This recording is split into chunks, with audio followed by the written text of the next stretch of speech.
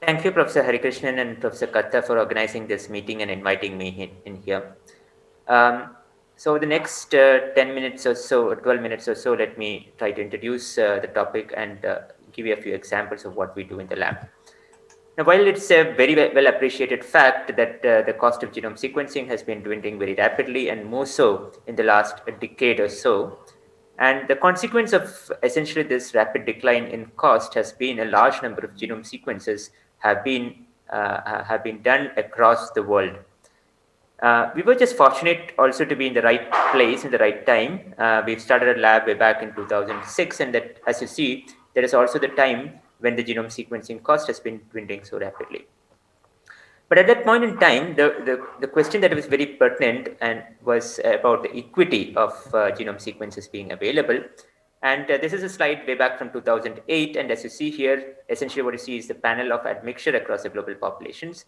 And the bottom side essentially shows you the genomes that were available at that point in time.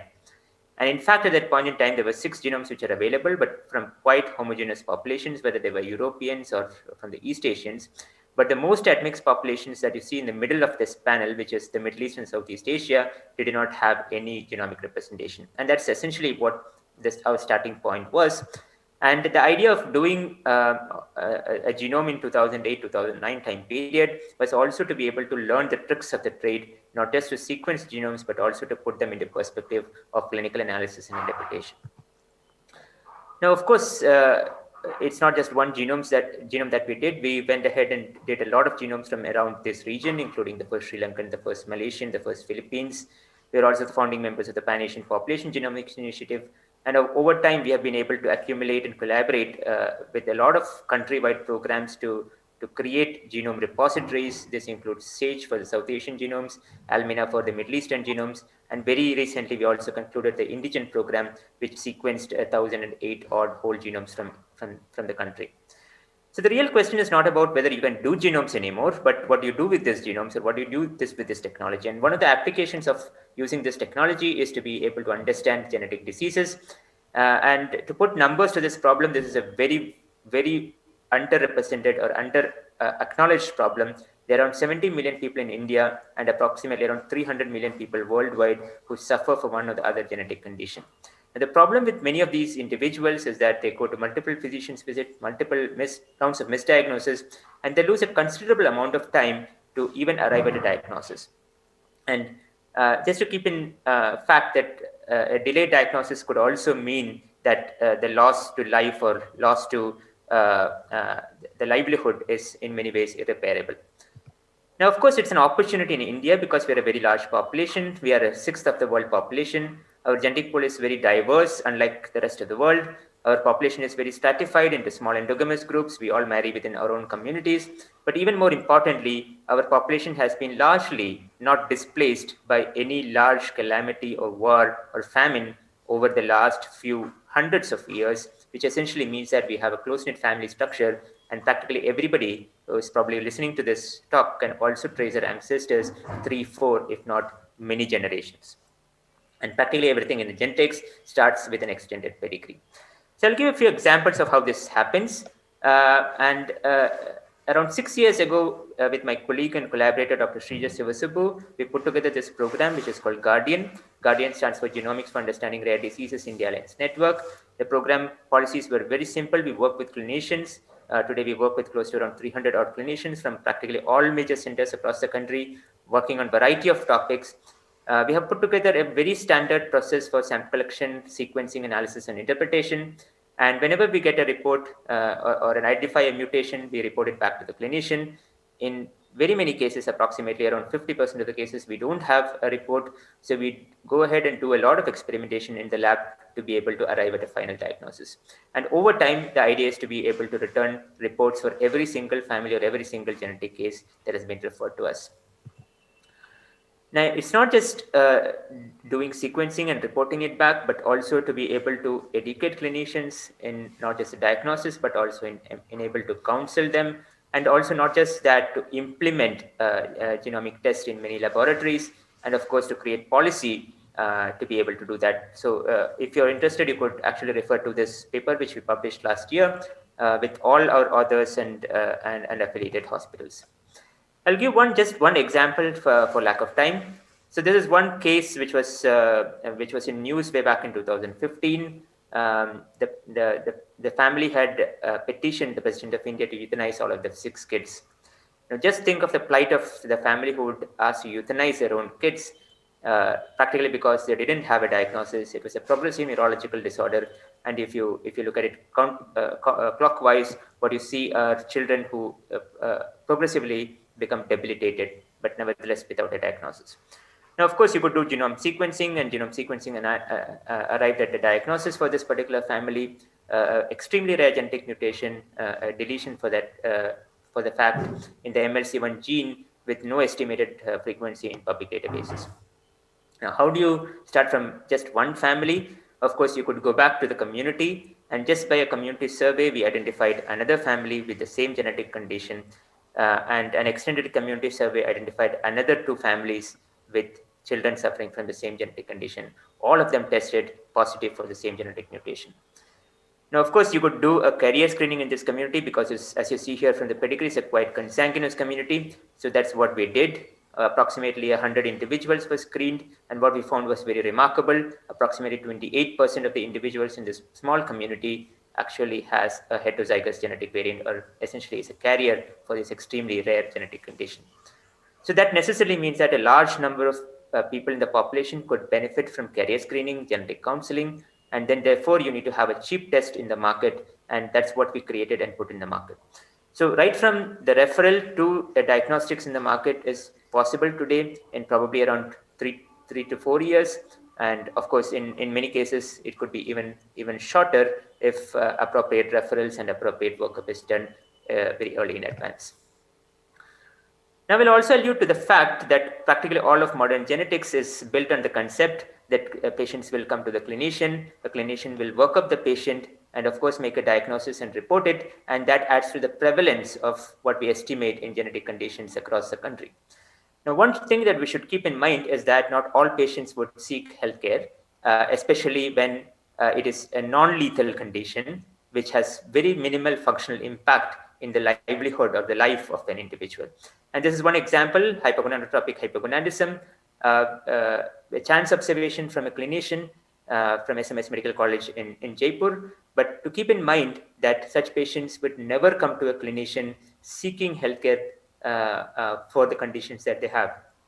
So in other words, the real estimates for many of the conditions could actually be really, really wrong just because patients don't come to the clinician.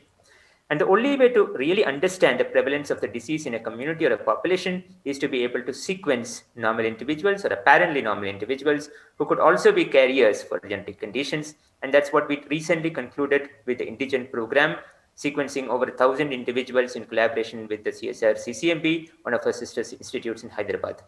And the idea of doing this was to also create an allele frequency resource, understand the prevalence of genetic variations, which have either clinical implications in terms of diagnosis of genetic diseases or pharmacogenomic implications in terms of drug therapy. And of course, by using this to build applications which can go back to the population in terms of technologies as well as tests, which the population would benefit from. And it also allows you to develop new techniques and methods to communicate relevant genetic information back to the individual who wants it the most. And this is one of the approaches, which is called the Indigenome card. The Honorable Minister had released it late last year. And the idea of using this was to also make these reports available on app in a relevant, privacy protected, scalable, and of course, clinician enabled approach. And of course, using this approach, you could identify quite prevalent genetic variations. For example, to look at pharmacogenomics, we looked at all the high quality evidence for pharmacogenomic variants, passed it through the Indigen variant files. And what we understood was there are around 27 genetic variations, which are very prevalent in the population. 25 of these are significant allele frequencies compared to the global populations. So this allows you to essentially understand what are the prevalent genetic variations of clinical importance in a population, quickly go back and build screening assays, which are much cheaper, which are not genome sequencing, but essentially genotyping based assays. And actually, in many ways, you could also put this in the market. We today have one of such genome scale screening assays, which covers around 1,700 prevalent diseases around 10,000 prevalent genetic variations associated with clinical implications, where parents can essentially do carrier screening to prevent genetic diseases from occurring in the community.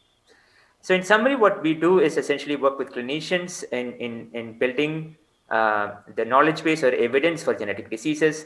We, in the process of this, educate clinicians through various training programs. We make available high quality, focused genetic assays. And of course, this creates value to the industry because these are essentially cheap genetic diagnostics built on evidence. And of course, we do a lot of research in terms of discovery and also in terms of understanding the biology of the disease. And this is all a field forward loop because population genomics can actually add a lot of value to this. I think I'll stop there and take questions. But before that, let me acknowledge a lot of people who made this possible, a lot of people in the lab today, and a lot of people who have moved off from the lab, and fantastic collaboration from a large number of clinicians spread across the country. Sridhar for practically all the next generation sequencing, and of course, consistent funding from CSR through multiple different programs over the last decade or so, which made this all possible. Thank you.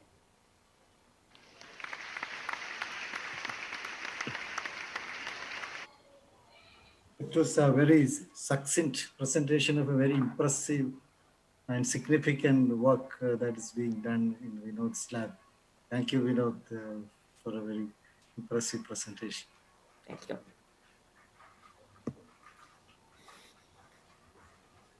Any comments or questions?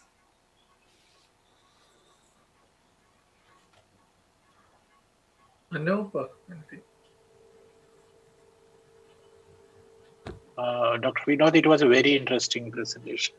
And how do you, this new technology, which, the genome sequence privacy issues and all, how you protect? Because you have all the data available with you, right? Yeah, so what you come across is quite a significant point because what you need to do is to ensure that you have appropriate consents and the patients or the individuals really know what they're consenting to. It's not much of a problem for genetic conditions because the patients have no other option, or they have actually exhausted all the other options to arrive at a diagnosis. And sequencing actually provides them an opportunity to not just diagnose the disease, but also to prevent the disease from occurring in the next generation by appropriate prenatal testing, prenatal counseling, and so on and so forth. For normal individuals, of course, there's a real question of who is going to benefit from it. And that's essentially why we created this app and the card, because there's a lot of relevant information, for example, carrier frequencies, pharmacogenomic variants, incidental findings, for example, which are very beneficial if you know about it. And this needs to be returned back to the patient or the individual in this regard, because these are apparently normal individuals. So that's why we created this card, which is essentially privacy protected approach, where none of the identity of these individuals are revealed, but nevertheless, the relevant information that he can actually access is available in the context of clinical care. So a clinician can actually request on behalf of the patient and counsel accordingly. Dr. Can I ask one question to Dr. Vinod. So when we do as a part of research in GS and identify that the patient had a particular, for example, a susceptibility to coronary artery disease in a young fellow. Right. So what should be our approach? So susceptibility we should not report. That's my opinion. But of course, there are incidental findings. In cardiology, the relevant incidental findings are, for example, risk for cardiac channelopathies, which are Mendelian conditions with high penetrance. Okay, so you should actually reveal this to the patient because that can actually save his life. Right. Yeah. Dr. Chopra? Yeah. Dr. Chopra, please. How about applying the same technology to conditions which are much more prevalent in community? See, for example, we know that with the profusion of drugs, for example, that we have in heart failure, not all drugs will benefit every patient. That's it. So can we not apply that technology to identify patients who would not benefit from certain drugs so that you can reduce the cost and the number of medicines? Because as research develops, more and more drugs are going to come into the market, which are going to say that maybe 20% of patients or 8% of patients are going to benefit. Should that be applied to everybody? No. The answer is probably yes, and I would put it this way. So there's certain drugs, for example, where the evidence is available. Like, for example, the best known case is, for example, clopidogrel, where we have estimated that approximately 10% of the individuals in the country, we actually did clinical validation in Amrita Institute a couple of years ago. 10% of the individuals would not respond to clopidogrel despite a higher dose.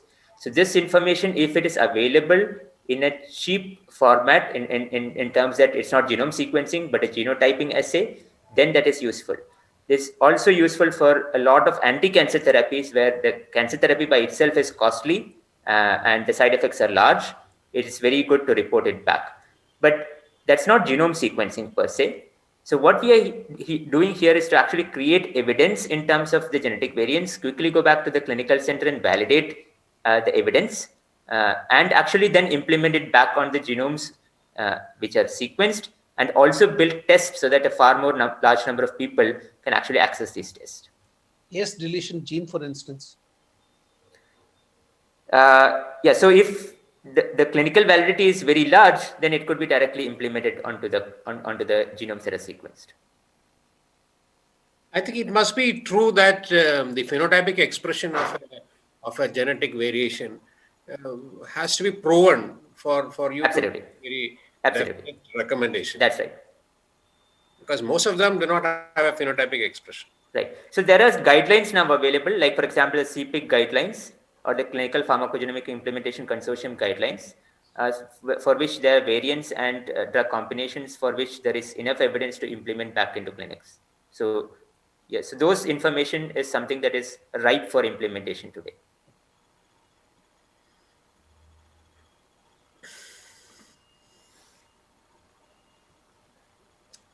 Okay. Okay, if things go like this, in the future, will insurance companies ask for a genetic susceptibility? And yeah, so for common disorders, the genetic susceptibility is not really large, because practically if you look at the common GWAS for even diabetes or cardiovascular diseases, the odds ratio are typically 1.1, 1.2. They're not really large odds ratios which can make any clinical differences. So for common disorders, I don't think, but for Mendelian genetic disorders which are familial in occurrence, actually it is going to add value on both ends, to the family as well as to the insurance company.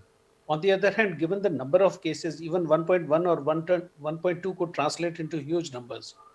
Yeah, but at an individual level, to assess risk with an odds ratio of 1.1 or 1.2 is not going to make any difference for an individual. At a population level, yes, but at an individual level where insurance operates, that's not going to really add any value. okay, thank you, Dr. Vinod. This is a very nice presentation and a very good discussion we had. Now we go to the last presentation of this session.